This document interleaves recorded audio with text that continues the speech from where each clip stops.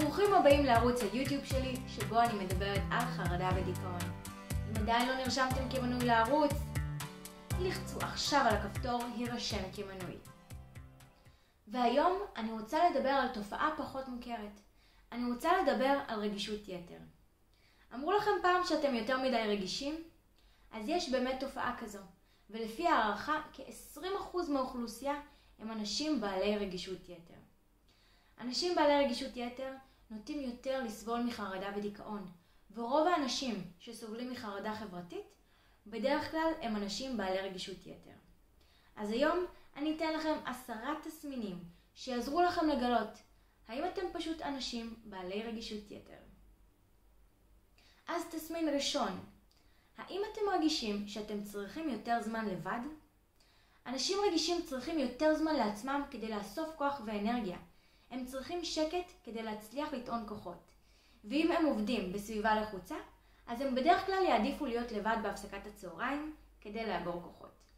תסמין שני, אנשים עם רגישות יתר בדרך כלל יסבלו יותר מכאבי ראש או כאבי בטן. לא בגלל שיש להם בעיה רפואית, אלא בגלל שמערכת העצבים שלהם יותר פעילה והצפה רגשית עוברת לכאב פיזי.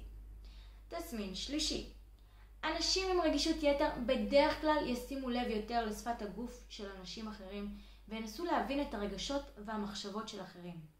הם ישימו לב לדברים הקטנים וזה לוקח הרבה תשומת לב ואנרגיה, ולכן הם ירגישו יותר לחץ והצפה, והם עשויים להרגיש את זה אפילו ליד הסביבה הקרובה להם, כמו חברים ומשפחה.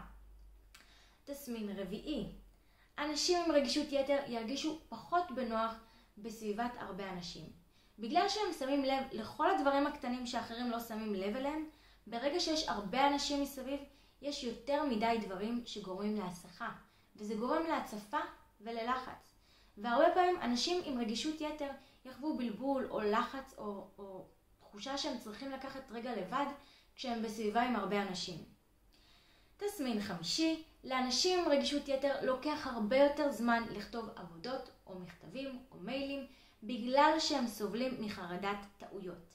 הם פוחדים לעשות טעויות וזה מוביל אותם לאובססיית פרפקציוניזם. כל טעות מורגשת אצלם פי 10 מאשר אצל אנשים אחרים. תסמין שישי, אנשים עם רגישות יתר יחשבו כל הזמן מה עלול להשתבש, וזה יגרום להם ללחץ. בכל התרחשות הם יחשבו מה הדברים הגרועים שיכולים לקרות, וזה יכול למנוע מהם מלעשות דברים. תסמין שביעי, אנשים עם רגישות יתר ירגישו יותר אמפתיה לאחרים. הם לוקחים זמן כדי לראות את הפרספקטיבה של האחר, וזה כישרון מאוד ייחודי שאין להרבה אנשים, כי הם יכולים לראות את העולם מנקודות מבט שונות ולהבין תחושות של אנשים אחרים. תסמין שמיני, אנשים עם רגישות יתר יימנעו מקונפליקטים וריבים. בדרך כלל הם ירגישו יותר לחץ בזמן קונפליקט או מריבה, ולכן הם יעדיפו להימנע מזה.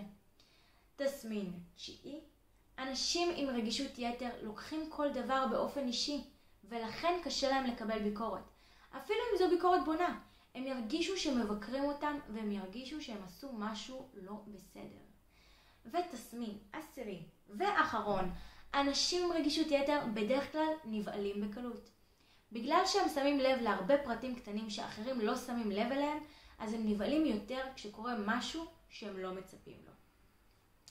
יש תסמינים נוספים שיכולים להעיד על רגישות יתר, אבל אלו התסמינים העיקריים שבדרך כלל יהיו לאנשים בעלי רגישות יתר. וכמובן שרמת הרגישות משתנה מאדם לאדם, ויכול להיות שלא כולם יחוו את כל התסמינים.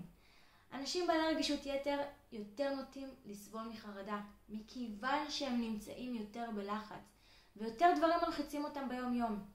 הם גם נוטים יותר לסבול מדיכאון בגלל שהם יותר רגישים לסבל וכאב של אחרים, וחוסר האונים לעזור לכל העולם יכול לגרום להם להיות יותר עצובים. אז איך אפשר להתמודד עם זה? קודם כל, זה שאתם יודעים שאתם יותר רגישים, זה כבר יכול להקל עליכם. וכשאתם מרגישים לחץ, אתם יכולים להזכיר לעצמכם שזו בעצם הרגישות יתר שלכם לסביבה. זה כישרון ייחודי שאין להרבה אנשים, ואתם צריכים להעריך אותו ולנצל אותו לדברים טובים. אני ממליצה גם ללכת למטפל ולקבל כלים שיעזרו לכם להתמודד עם הרגישות שגורמת לכם ללחץ, חרדה או דיכאון, ולמצוא מקום בו אתם יכולים לפרוק את הרגישות הזאת, במקום לאגור אותה בפנים. אז אם אהבתם את הסרטון, תעשו לייק, ואם עדיין לא נרשמתם כמנוי לערוץ,